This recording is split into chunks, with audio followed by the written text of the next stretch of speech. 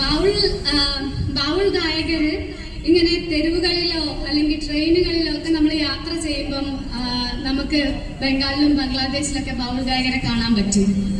ഇത് ഏക്താര എന്നാണ് ഈ ഉപകരണത്തിന്റെ പേര്. ഒറ്റക്കമ്പിയുള്ള ഒരു ഉപകരണമാണ് ഏക്താര. ഏക്താരയാണ് ബാവുൾ പാട്ടുകൾക്ക് എപ്പോഴും കൂട്ടായിട്ടിരിക്കുന്നത്. ഈ പാട്ടുകള് എന്തിനു വേണ്ടിയിട്ടാണെന്ന് വെച്ചാല് ഒരു കണക്കിന് നോക്കുകയാണെങ്കിൽ നമുക്ക് തോന്നും ഇത് വളരെ വിദൂരത്തിലായിട്ടുള്ള ഒന്നാണ്, ഏതോ ഭാഷയില് ഏതോ ആളുകൾ പാടുന്ന പാട്ടുകളായിട്ട്. പക്ഷെ ഞാനും നിങ്ങളെ പോലെ തന്നെ മലയാളിയായിട്ടാണ് ആദ്യമായിട്ട് ഈ ശബ്ദം കേട്ടത്.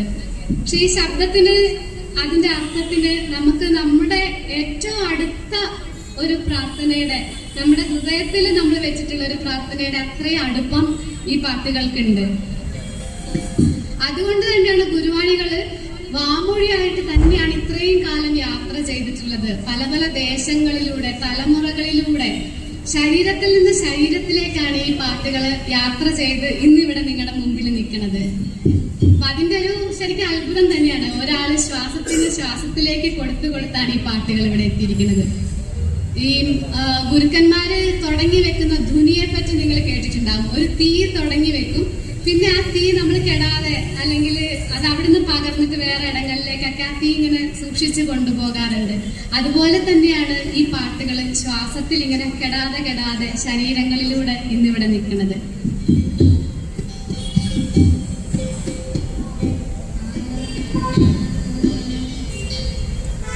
ഗുരുവാണിയെ പറ്റിയും ഈ ഒരു പാട്ടിൽ പറയണത് എന്താണെന്ന് വെച്ചാൽ ഇതൊരു വിരുന്നാണ്. ബാവുളില് ശരിക്കും പല പാരമ്പര്യങ്ങളുടെ എന്താ പറയാ തേന് അതിൽ ചേർന്നിട്ടുണ്ട്. അത് ഒരൊറ്റ പാരമ്പര്യമെന്ന് പറയാൻ പറ്റില്ല. അതിൽ വൈഷ്ണവ പാരമ്പര്യത്തിന്റെ, അതുപോലെ ശാക്തേയ പാരമ്പര്യത്തിന്റെ, സൂഫിസത്തിന്റെ, ബുദ്ധമതത്തിന്റെ ഒക്കെ ഇഴകൾ ചേർന്നിട്ടുള്ള ഒരു ഇടമാണ് ശരിക്കും ബാവുള്. ഈ പാട്ട് ഒരു ഫക്കീർ ട്രഡീഷന്റെ ഭാഗമായിട്ട് വന്നിട്ടുള്ള പാട്ടാണ്. അപ്പൊ ഇതിൽ പറയുന്നത് വാ ഈ വിരുന്ന് സൽക്കാരത്തിന് വാ. ഇത് പരിശുദ്ധ ഖുറാനിൽ ഈ വിരുന്നിനെ പറ്റി സൂചിപ്പിച്ചിട്ടുണ്ടായിരുന്നു.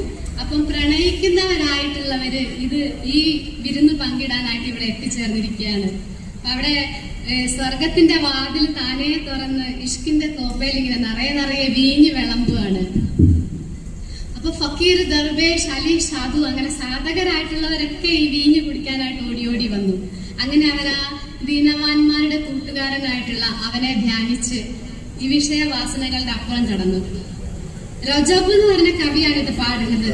അപ്പൊ അദ്ദേഹം പറയാണ്, രജബു ഈ വീഞ്ഞിൽ അല്പം കുടിച്ചു പോയി. അതോടെ രജബ് അതും ഇതും പറയാൻ തുടങ്ങി. പലരും അറിയുന്നവർക്കറിയാം അവൻ എന്ത് അനുഭവിച്ചു എന്നുള്ളത്. പക്ഷെ ബാക്കിയുള്ളവര് പറയാ രജബിന് ശരിക്കും വട്ടായി പോയി. ബാവുൾ എന്ന വാക്കിന് ശരിക്കും പാകൽ എന്നുള്ള അർത്ഥമുണ്ട്. അതായത് ഈ ലോകവാഴവില് കാലൂന്നാതെ നിൽക്കുന്നവനെയാണ് നമ്മൾ ശരിക്കും വട്ടുള്ള ആളെന്ന് പറയണത്. അപ്പൊ ബാവുൾ അവനെ തന്നെ വട്ടുള്ള ആളെന്നാ വിളിക്കുന്നത്.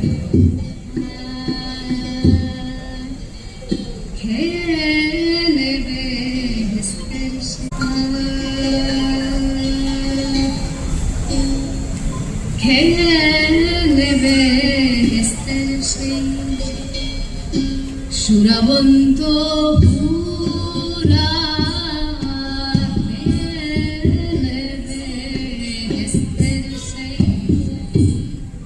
আল কুরআনে খবর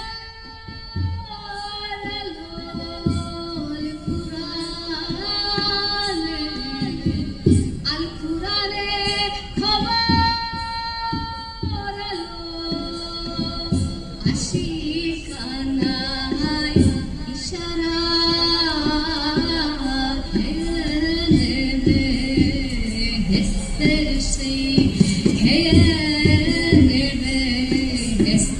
Say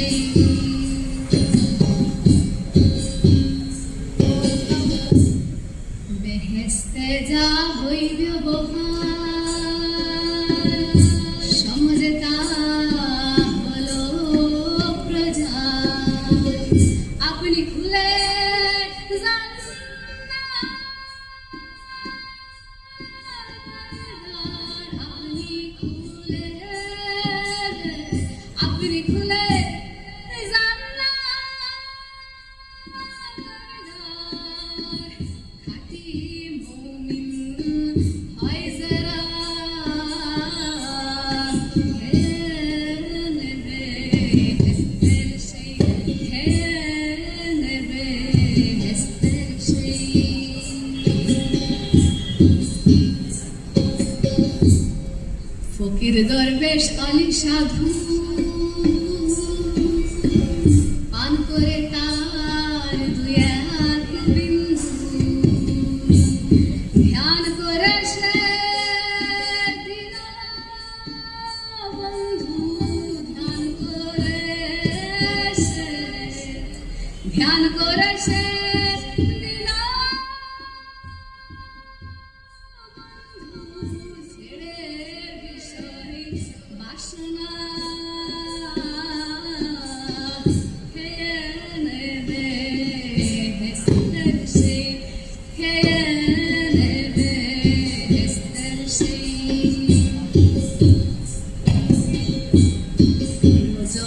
সেই নেশার ঝোঁকে মুখে বলতা বলবো কে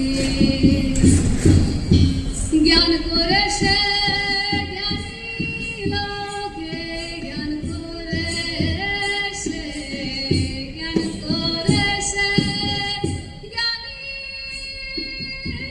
লোকে পাগল বলে অজ্ঞানীরা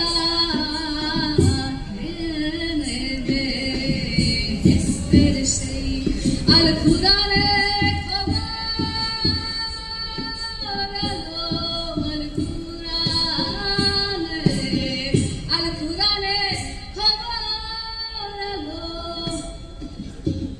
khati mu'min aizara